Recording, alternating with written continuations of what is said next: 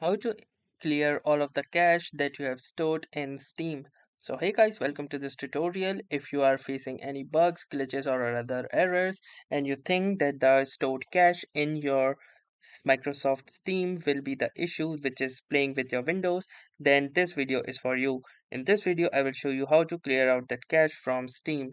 So in order to clear out the cache, first click onto the Steam's icon over the top left corner and then choose settings. Now once you are inside the settings, click onto this downloads option and then scroll down until you see this option which says clear download cache. Clearing the download cache might resolve issues downloading or startups. Click onto the clear cache and this says this will clear your local download cache and restart Steam. You will need to log into Steam again. Do you wish to continue? If you wish to continue, click onto the confirm button and this will clear all of the cache and will give you a fresh start.